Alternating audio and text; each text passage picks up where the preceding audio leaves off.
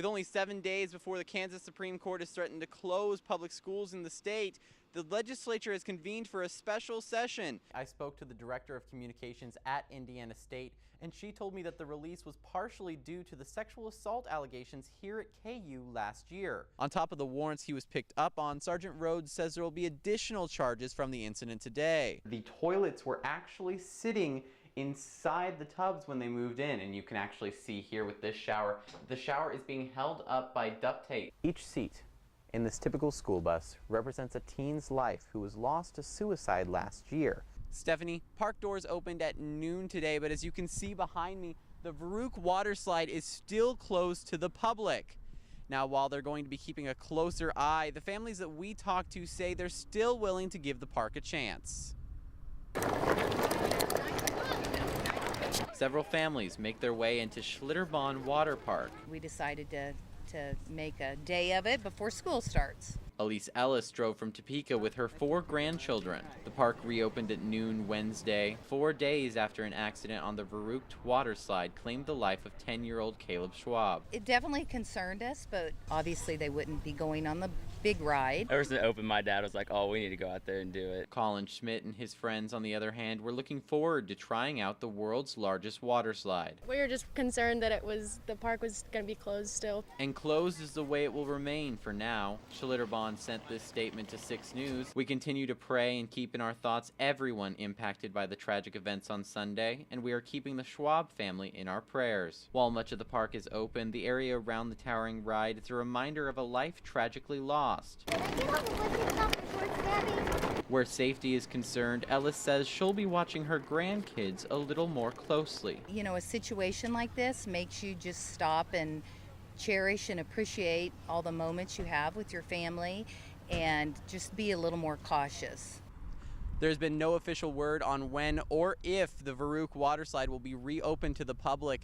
It is expected to stay closed throughout the rest of the 2016 season. Schlitterbahn is scheduled to remain open throughout Labor Day weekend. Reporting from outside Schlitterbahn Water Park in Kansas City, I'm James Ryan Roberts with 6 News. Stephanie, back to you in the studio. That you're in love with me. Hooked on a feeling. In many ways, Hayden Hand is like any other 12-year-old boy. He likes singing, having lunch with his friends, and green Skittles. Yeah, it shakes the rainbow. And he loves Baser Linwood Middle School, and they love him, although they don't get to see him as much as they used to. Been cranky for a couple weeks now, haven't I?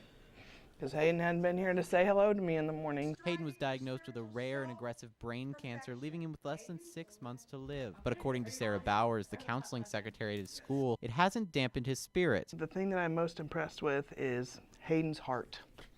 It is about as big as, well, it's probably bigger than the universe when you say Hayden. It's this heart that has captured the heart of the entire community. They send him comic books, cookies. I'm trying to think of what else has come in the mail. You can't even imagine. Not only the mail, Hayden's mother, Rita Duke, says the community has rallied around him, trying to make sure that every moment he has left is special. The latest act of kindness came in the form of 500 Easter eggs in their yard Easter morning, thanks to the high school softball team.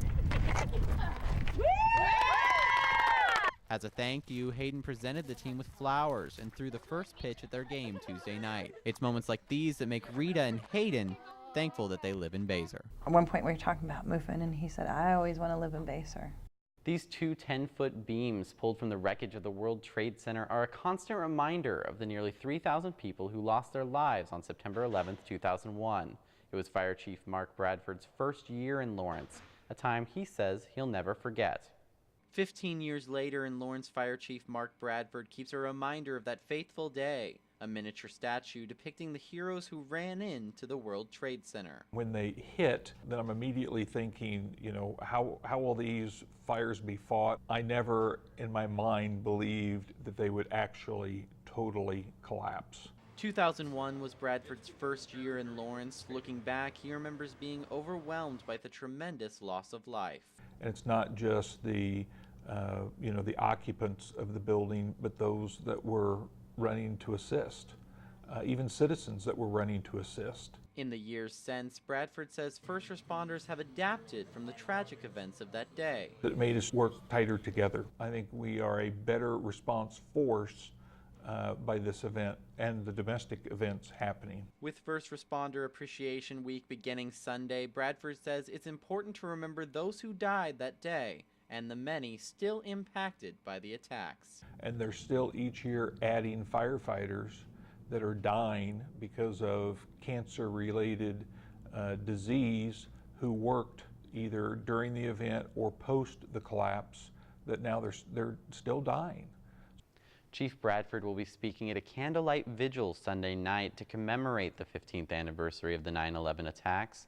The event all takes place at the Campanile Plaza starting at 8 p.m. Reporting from the Dole Institute of Politics, I'm James Ryan Roberts with 6 News.